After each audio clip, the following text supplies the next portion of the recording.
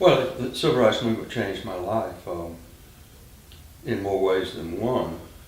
First of all, I mean, I was a small frog in a big pond, and that really helped me because I was able to get in places and cover things without having such name recognition that I interfered with my own stories, and I was able to just meld into the background and just be there, be a witness rather than, you know, an implementer in the story.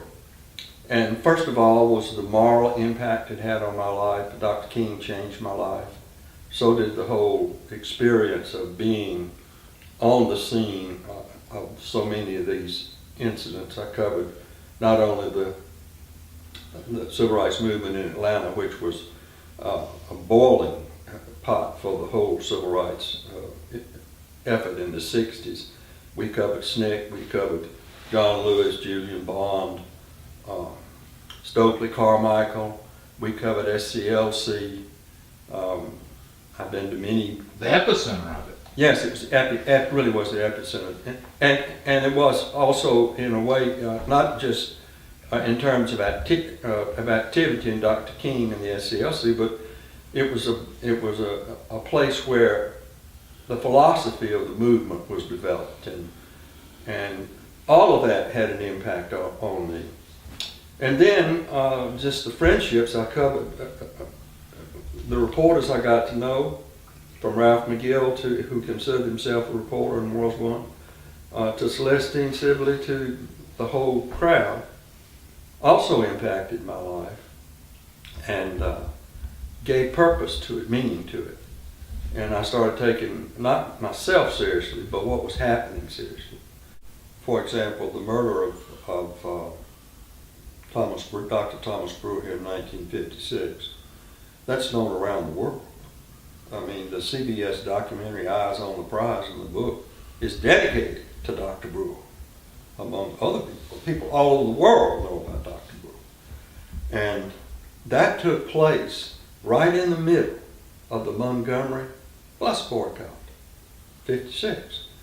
And the world knows that as part of the Montgomery bus boycott story and the real awakening, local I'm talking about awakening, of the civil rights movement here in Columbus. Now, there had been efforts earlier by Dr. Brewer when he was head of the NAACP here and when he was involved in other things that made it clear that change was coming.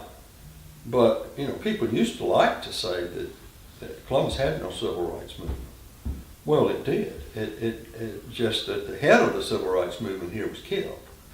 One of my first memories of being conscious of the civil rights movement was eating dinner at my grandmother's house over there in Blanford Avenue in Overlook, and somebody brought up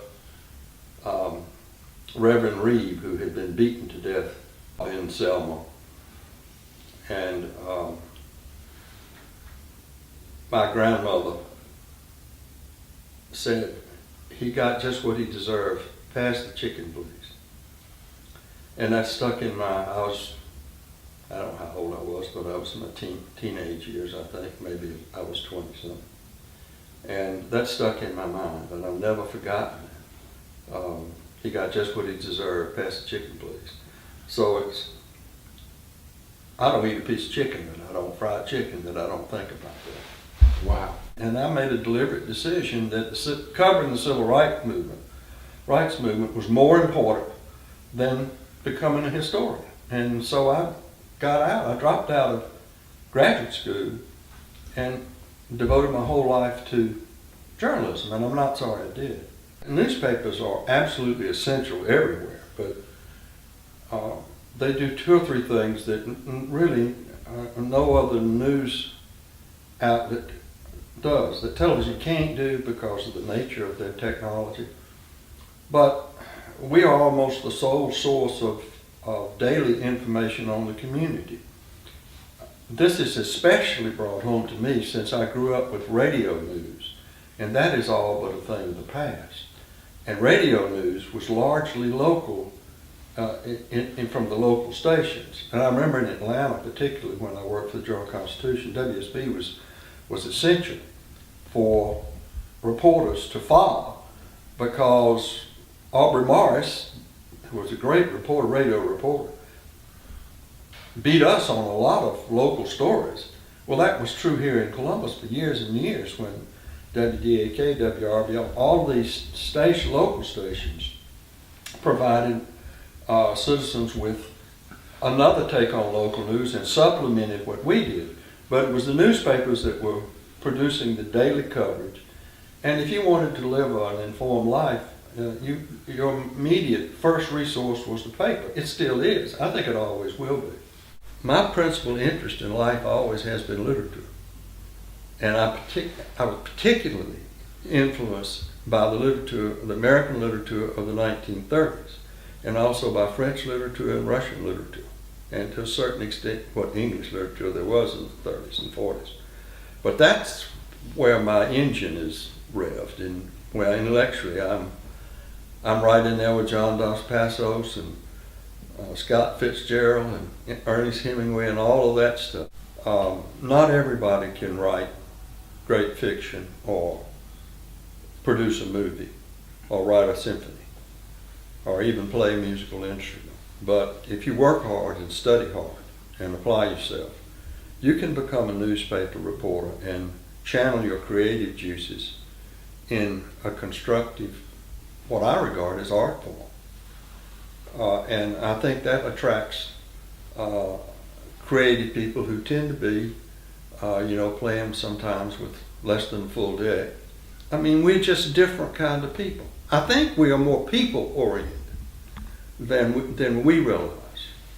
We tend to know strange people. We tend to know other people who really are creative in the arts, and we just tend to be different. And I say, viva la difference.